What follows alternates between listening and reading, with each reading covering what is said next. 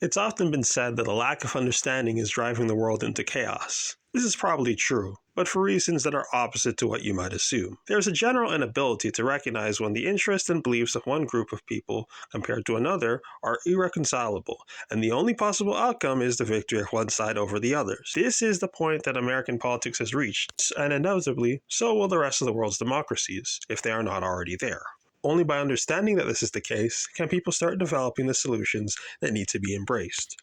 For over a decade now, there has been a debate about whether or not MAGA Republicans, the core supporters of Donald Trump and his Republican Party, can be peeled off supporting him, and if so, how? Putting aside if they can be for a moment, and I do just mean a moment, among those who believe they can be flipped, there are two main camps. One maintained by self-described moderates and centrists, another by self-described progressives and leftists. The moderate view is that MAGA Republicans are turned off by an overextension of progressives on social issues, perhaps most obviously on immigration.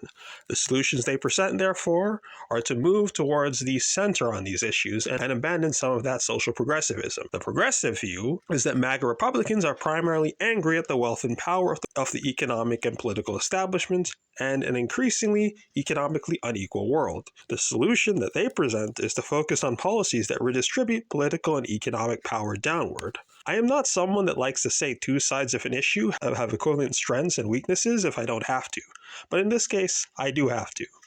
There are social positions that poll extraordinarily badly for Democrats that at minimum probably should be sidelined, though ironically, Trump's immigration policy in practice being so unpopular that support for abolishing ICE is now nearly at a majority, with opposition to that being well below it. However, it is also an observable fact that when people start talking about moderating on social issues, what gets moderated on tends to not have any relationship to popularity of the particular position with the public. Instead, it usually ends up being reflective of what identity groups have the most power within that coalition and are the least compromising in exercising it. Now, I'm not going to name specifics because it would lead to some people getting absolutely nothing out of this video beyond that. But this dynamic does mean that the potential benefit of moderating on social issues doesn't really get properly realized, mostly just the cost. As for the progressive view, that frustration with economic inequality is a driver both of Trump support and the demobilization of opposition to Trump, it is essentially correct, as is the idea that there needs to be a fundamental restructuring of the existing economic order. The issue is that the proposals put forward by progressives to do this are often unrealistic. By unrealistic, I don't mean too extreme, by the way. I mean unrealistic in that they ignore economic and political reality in favor of sounding populist. Housing prices won't be dealt with by just tackling the small percentage of homes purchased by corporations. You cannot build a green economy while also shrinking the economy. The incentive to profit doesn't disappear just by setting things like price controls. Then when it comes to something like a federal wealth tax, a neutral reading of the American Constitution would determine that it is probably unconstitutional, never mind a reading by a Supreme Court where 6 of its 9 seats were appointed by Republicans. People hate radicalism that doesn't deliver even more than they hate centrism that doesn't deliver. But where both moderates and progressives are most importantly wrong about how to appeal to MAGA Republicans is thinking that it is even possible to do so in the first place. A recent NBC News poll found that 100% of self-identified MAGA Republicans approve of Donald Trump. But after everything that's happened with the Trump administration to this point, obviously, polls aren't going to be perfectly accurate, but it is safe to assume that that number is probably somewhere near 100% in reality. To make matters worse, if you think that MAGA is some self-selecting group that must have been growing smaller as Trump is becoming more unpopular, it isn't. A previous poll around the time of the election found self-identified MAGA at around 28% of Americans. The one I referenced in this video puts it at 30%. So while there certainly has been a shift in some of those Republicans that have voted for Trump, which is how his overall approval rating keeps crashing, that core MAGA group that a decade of ink has been spilled, swearing there's some way to appeal to them, remains unreachable, which is where the point and the title of this video starts to come in. There has always been a temptation, and it might have become especially worse recently, to look at some so-called MAGA politicians and media figures that are now apparently dissenting from Trump to believe that they represent some force that can be reasoned and negotiated with to achieve common ends.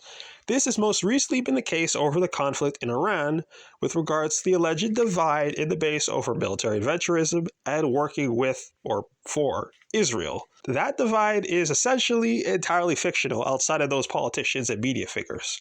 What those people are selling here is not an actual divide, but the perception of the existence of a divide. Its purpose is to convince people to attempt to reach out and meet in the middle towards a group of people who aren't actually going to move, inviting the opposition to MAGA to compromise their positions in exchange for nothing. There's a common refrain in current event discussion that has occurred plenty of times during the Epstein file situation, for example. Remember that, another thing that failed to move MAGA Republicans. That goes something like this. Whatever your party or who you support, you should agree that, and so on. This is an appeal to a common morality that doesn't exist. Because morality is always a rationalization for what a given person feels like doing or believing. That rationalization can be for purely selfish material gain, but it can also involve sacrifice for something. But it remains definitionally self-serving in that it serves whatever that person wants to do and or believe. Morality is a reflection of a mixture of what is materially good for a person and what they have learned as being good from their upbringing, community, and media diet. MAGA Republicans are the pinnacle of decades, generations even, of an economic elite molding millions of people into believing things that are materially destructive to themselves through religion, their communities, and news media, in service of what is materially beneficial to that economic elite. If you think these people are just enthralled to Trump, you are mistaken. It is much worse than that. Observe every time that Trump has tried to take credit for the COVID vaccine and was booed for it. These people were there before Trump, and they will be there after Trump. To prevent the emergence of new people of this type, you need to essentially destroy the religious community and media institutions that mold them. This is not possible within the confines of the normal politics of a liberal democracy. A free society with a wealthy elite is going to be one in which that wealthy elite can buy and back institutions that advance their power. Furthermore, the MAGA Republican ideology, and whatever it may name itself in the future after Trump, is essentially a part of the cultural identity of millions and millions of Americans. To undo what they believe now would involve the deployment of tactics and strategies that have historically been used to erase cultures, not normal politics within a liberal democracy. Which finally squares the circle on the entire point of this video. The nature of politics in the United States has reached a point where victory cannot be won by compromise or actions limited to the realm of normal liberal democratic politics. There needs to be a deliberate abandonment of the politics of consent in favor of the politics of force, as at this point that is the only thing that has any hope of breaking through. Too much is irreconcilable. As much as possible of that 70% that is not MAGA Republican needs to be mobilized to defeat, not accommodate, that 30% that is MAGA Republican, which requires more polarization. Thankfully, it is possible, and most effective, to play this out in the arena of electoral politics. That's unfortunately where the legal clarity ends. The next Democratic administration needs to take a look at every time the Trump administration has claimed for itself a new executive power and gotten away with it, and not attempt to backpedal from it, but at a minimum adopt it towards its own ends, and in fact push further beyond. As I said before, normal politics is insufficient for this moment and every foreseeable moment. We have reached a late stage that, for reasons not covered entirely in this video, makes decisive political action by anyone, left, center, and right, impossible without shaving away limitations in the existing legal order and centralizing executive power. Trump's personality is not the only reason he's acted dictatorially. It's because any meaningful exercise of power in the world today must lean in that direction. This is the fate of every single liberal democracy on Earth. If they are not already there, they will soon find their own unmovable populations, their own elite captured media, their own special interest clogged up systems that make action impossible.